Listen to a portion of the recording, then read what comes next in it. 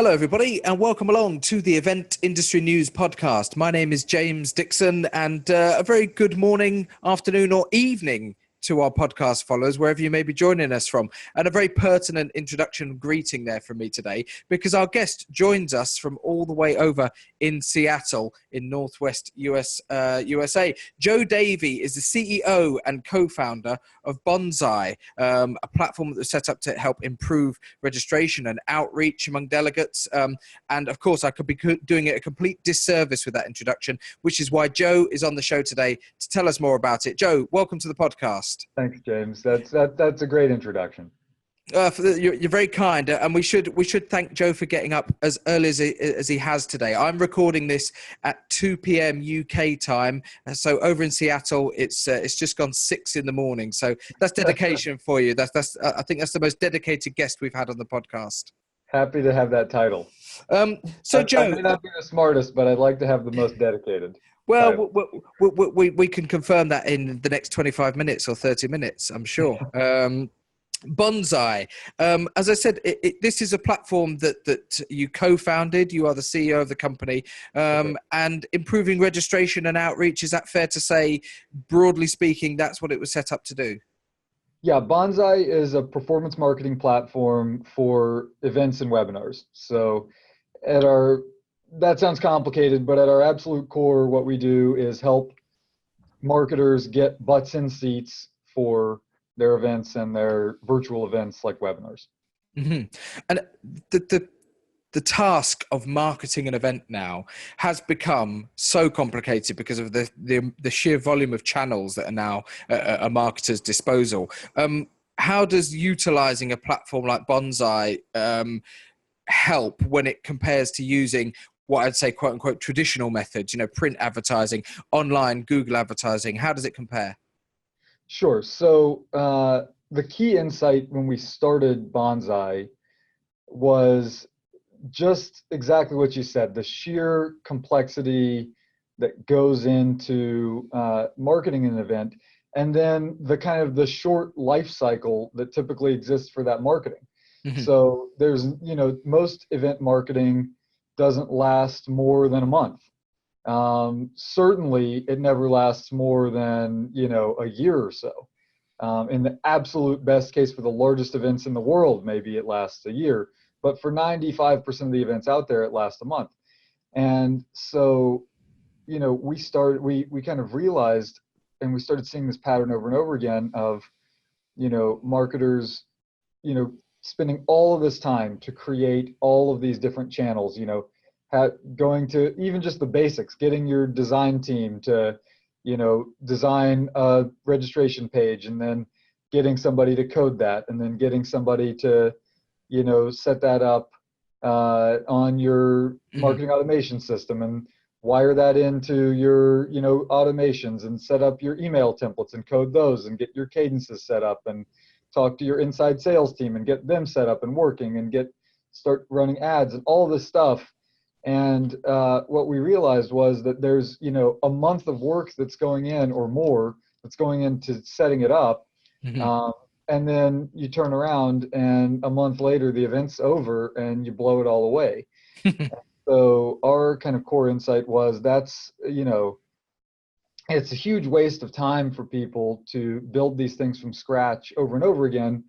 And there's so much complexity, as you said, that it's impossible for a marketer who's typically also, coordinating things like the logistics of the event and speakers and sponsorships and, catering and where's the event going to be held and all of these things. They're wearing so many hats that there's no way for them to also be an expert at every aspect of the marketing that goes into an event.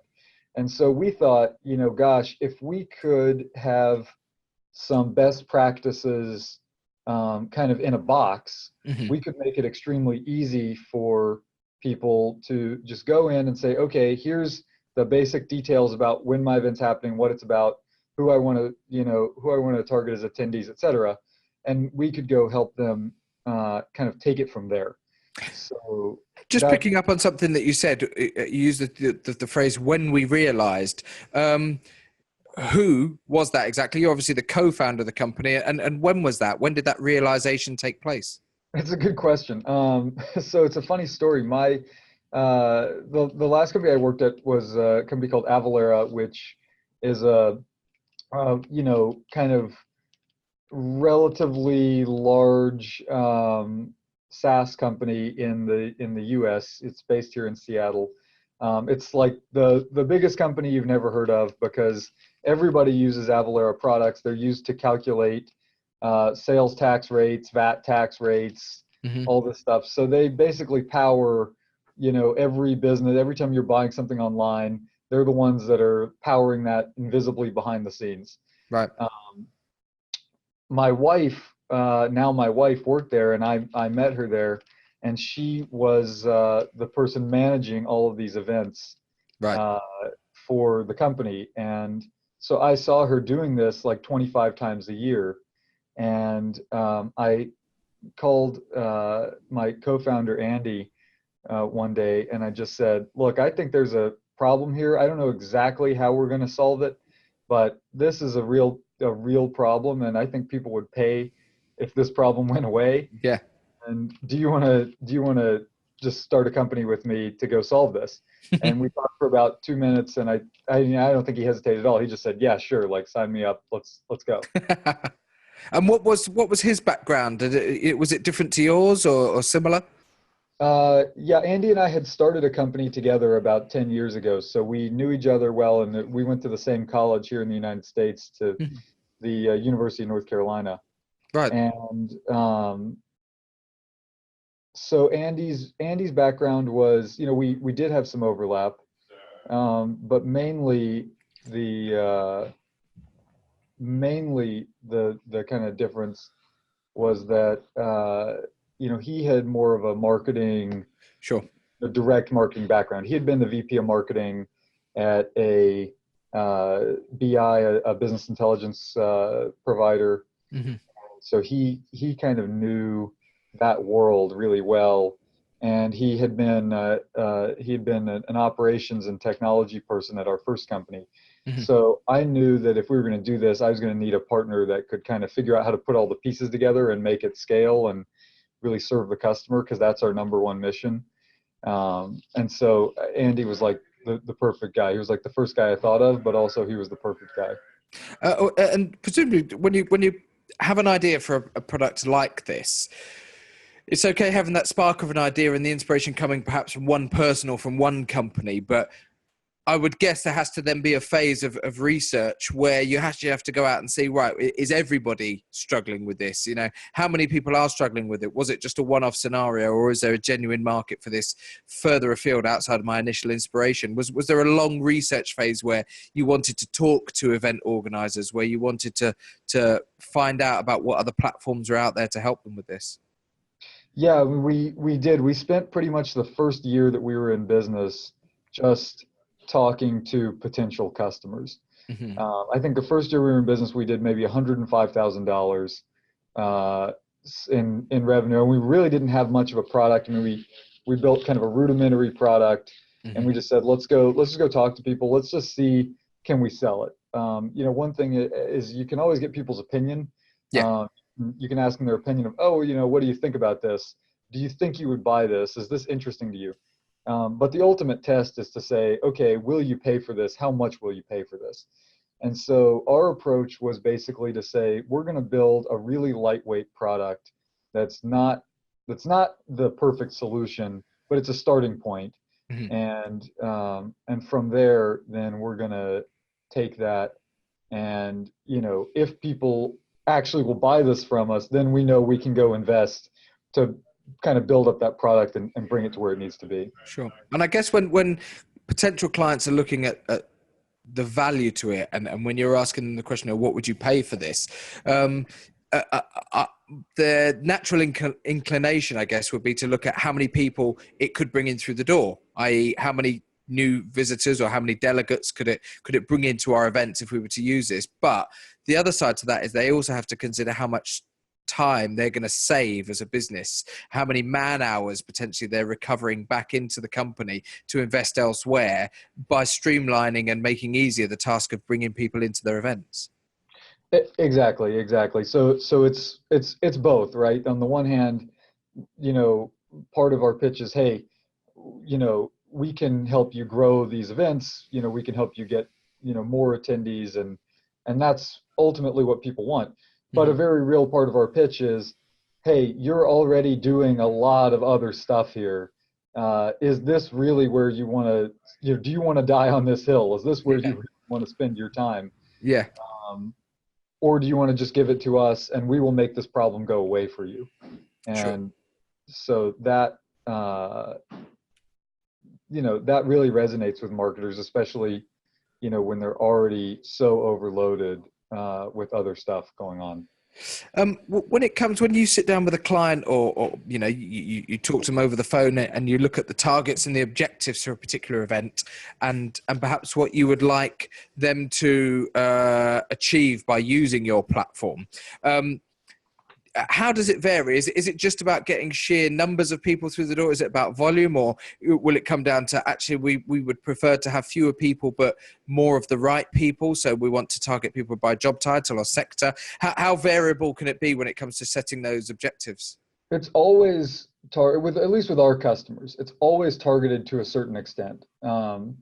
That's kind of our secret sauce, is helping them do that targeting and get that right and find not just attendees, but the right attendees, and so that data to do that is part of our magic. I would say it depends on their strategy of what they're trying to do for their event as to how far they take that. So some companies will say, look, I would rather have the right 20 people in the room for a dinner, for like a high-end executive dinner where I can bring one of my customers who's also a high-level executive, and we can have an industry conversation.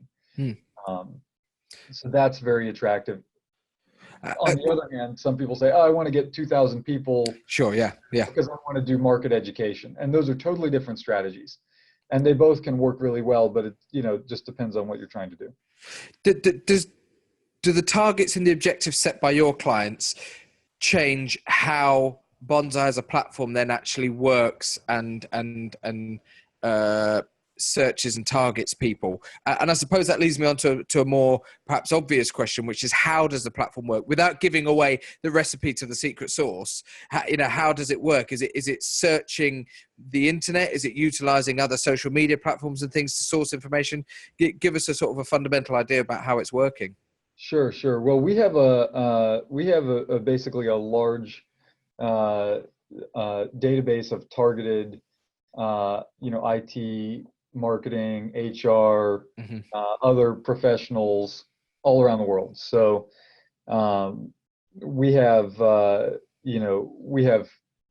basically, we can kind of help you figure out, okay, if I'm hosting an event in Sydney, Australia, or I'm hosting an event in New York or San Francisco or London, we can say, okay, who are the people that are in that region, first of all, and then who are the people that actually, fit the criteria of what you're looking for. So if you're selling an IT security product, you want to have, an event for IT security professionals so they can learn about industry trends, learn about what's going on, and you can also in that context talk about why your product is relevant to them.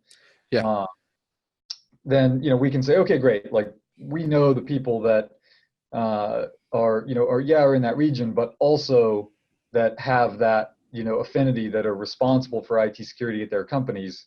And so we can help you kind of identify who those people are, and that way the content is much more relevant for the prospects we're reaching out to. Also, we don't want people to get a bunch of spam. That's a horrible strategy. So so we basically try to say, let's send this message to people that we know are that it's relevant for, and that we know are going to get value out of this. So Where is that that initial sort of data sourced from? Is that via a number of different sort of strategies and streams? And presumably that's something that will continually evolve. Sorry, but yeah, where does that sort of initial data come from? Yeah, absolutely. It's sourced from all over the place, and I would say uh, the main thing that we're trying to do is, yeah, we can get we can get that kind of raw data, Hmm. but the main thing that we care about is how do we make our messages relevant, Yeah. and so for that, it's really about trying to understand what somebody what somebody actually cares about when they walk into work, when they put their hat on of, okay, I'm no longer Joe the guy who lives in Seattle. I'm Joe, the CEO of this company. Hmm. All of a sudden I care about different things. So what are those things? How can we understand that, and how can we basically help show them things that they care about? In terms of success, I suppose we need to put a timeline on things as well. How long has the platform been available? When was that sort of initial moment of inspiration as a timeline to now? That's a great question. Yeah, we originally, had the first conversation about let's start a company maybe in September of 2015. Right. Uh, Okay. I It probably took us until about March of 2017, probably 18 months later, to say, okay, we have all the market data that we need. We've sold this to a few customers. We know that there's a business here. We've built a basic product. Let's go launch that for real. Yeah. Up until then, it had all been kind of, testing and kind of faking it with our product. Yeah. That Yeah. was that okay, like we're really doing this. Let's let's really launch. And how soon after it was launched fully did you start to see repeat business? Because obviously, if something like this works, it's going to become very, very attractive for something that instantly any event organizer will say, right, well, we have to use that again. So how soon did that come about before you started to have clients coming back to you saying, we're ready for you again? Absolutely, from day one. We had, the very first client that we ever signed in the event on the event side of the business, um, was a small IT security company, kind of a startup in the San Francisco Bay Area, Silicon Sure. Valley area, Mm. and they called us and said, oh, we want to do this event.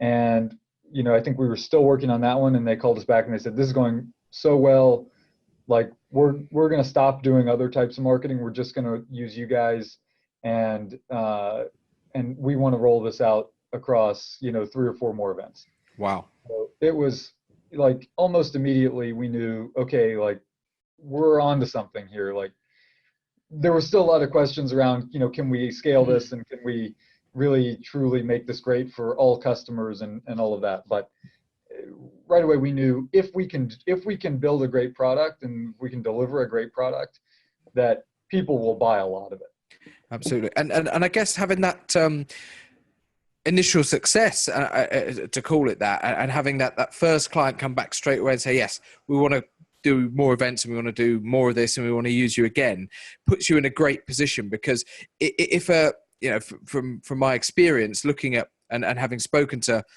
tens if not hundreds of tech startups over the last 4 or 5 years, Yeah.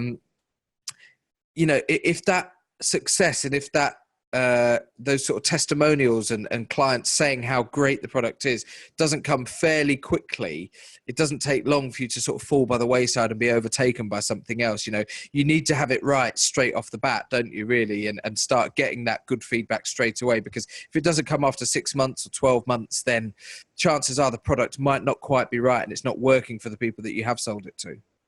That's absolutely right. I mean, these days, I think in the Martech 5000 for 2019, which came out maybe a month or so ago, there were 7,000 companies or something. So they've even surpassed the name of the list. It's no longer the Martech 5,000. Okay, when you're in a field of 7,000 vendors, you have to be extremely relevant. You have to be solving a problem that is, an extremely real pain, and you have to be doing it extremely well. And there's no room for vendors that provide a marginally useful solution, or that don't deliver on what they're promising. For us, the whole theory was, okay, once we validated that problem, our whole theory was, if we can just build a great solution to this problem, and we know there's a market there, so let's try to find out as quickly as possible whether people like the solution, whether we're actually delivering value. Sure. And so that's why we started off really lean and just said, okay, let's just fake it till we make it. Let's do this in a really ugly way. But if it works, then we can turn that into code, and then we have a product and we can scale it. Yeah. So some of the world's greatest entrepreneurs have faked it until they've made it. I'm pretty sure it's the Richard Branson quote when he started Virgin, or he said, if somebody asks you, can you do something, say yes, and then figure out how to do it later. Exactly. And there's a lot of great businesses and businessmen and businesswomen who've built empires based on that sort of thinking of, come on, let's just commit to it and get it done. Yeah, absolutely. When you sort of look at where you are now compared to where you were with the initial idea in 2015, are you satisfied that the product is working exactly as you would? Is there scope for it to continue to develop even further, or is there perhaps other areas of tech where you could now, having established Banzai, think, well, we could explore that as well? What are the plans for the future? That's a great question. I'd say there's basically two things that we're working on. One is just improving the completeness of our technology solution. If we're offering this event registration platform, what other things could we offer? Can we offer event registration pages, that you could build quickly? Could we offer, attendee check-in and make that a great experience? Could we offer, online hosting for digital content, like recorded webinars, or even like recorded live events? So much of that content gets wasted. Sure. So there's lots of opportunities there to expand just the breadth of that solution. And then I'd say the second thing is just trying to have a deeper relationship with the audience that our customers are trying to engage with. As I said earlier, we're always trying to understand them better and understand how to give them relevant content. Same thing applies when you think about, how can we provide more value to them? So if you're, an IT, security manager at your company, how can Banzai as a company provide, some relevant value to you that can ultimately help you, be better in your job, and where we can learn about you in turn. And so you can say, well, here's the things that I'm responsible for. Maybe I'm responsible for cloud and virtualization and security. So, show me that kind of content, and, we can go and help people find those events and webinars that are kind of educational and relevant to what they're doing. One thing that I think most event organizers I know would back me up on and advocate is that it's great having pre-registrations are only ever an indication of who's going to turn up to your event. So generating registrations great if you've got a headline figure of how many people pre-registered. That is a usable statistic without a doubt. The people who walk through the door will be a really key statistic, but often for event organizers, they want to be able to follow up and target the people who pre-registered but then who didn't come. They want to be able to find out, why didn't they come? What stopped them coming? Did they think it might not be relevant to them? Could they not make it because of the dates, the time, whatever it was? How does Banzai sort of dovetail with CRM systems or other sort of platforms that event organizers may be using in order to be able to follow up the people who didn't come, but who you did manage to target through your platform and who did register? Yeah, it's a great question. Yeah, the attendance rate is always a problem. I'd say, we think there's opportunities for product to help companies team follow up with all registrants, attendees and no shows, and do that in a more effective way, because we know that's a pain point especially for marketers or event organizers. It's like, okay, great, you registered for the event, now what? So we think that's a big one, and then yeah, just tracking just basically tracking the attendance rate, tracking and saying, okay, do we know who came and do we know who didn't come, and can we follow up with them differently, for example, or if we have some subsequent communication to go out, can we segment it based on that? Another big thing,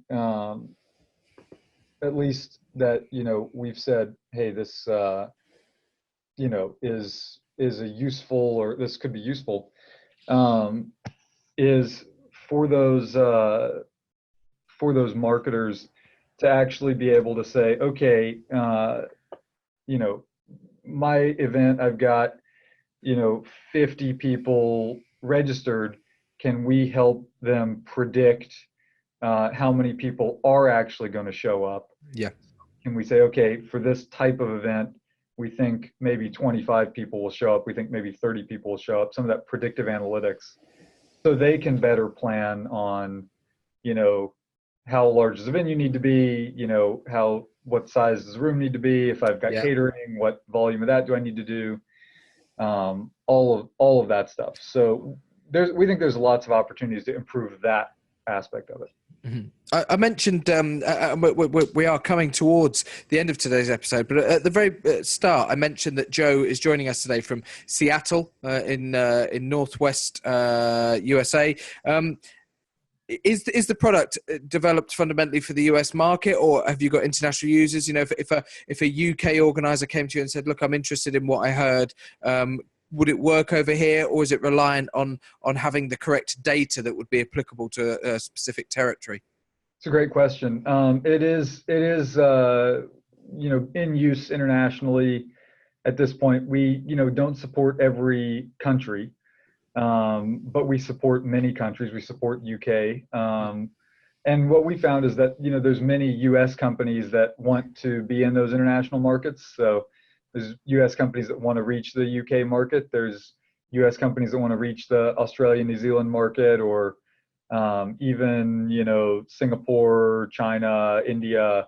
Even markets like that now are becoming more attractive for companies to reach. So we've seen it's not necessarily just people hosting events in their backyard, but really people want to expand their global footprint.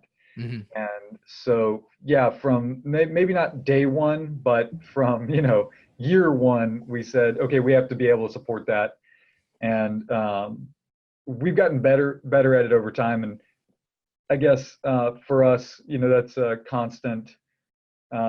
It's a constant battle, of okay, what geographies can we expand? How can we, how can we, better serve customers in those areas? So we're always evolving there, but we support a lot of international geographies right now.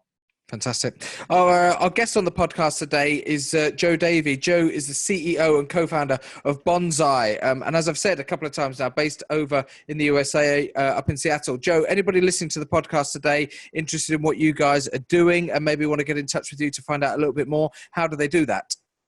Sure. Easy. You can email us at team@getbanzai, BANZAI.com. You can message me on Twitter. My Twitter handle is @JPDavy, @JPDAVY, or go to our website, getbanzai.com. Fantastic. And once again, as I said at the start of the episode, we should offer our big thanks to Joe because it's 6 a.m. in the morning over in Seattle. It's 2:30 in the afternoon for me. I'm absolutely fine. I'm dandy. I've had some lunch. It's the middle of the day for me. Joe's done this first thing in the morning and answered all the questions eloquently and with some style at 6:30 a.m., which is not something I could do, and many of our listeners, I'm sure, would struggle with as well. Joe, thanks very much for joining the podcast today. It's been great to have you on. Thanks for having me, James.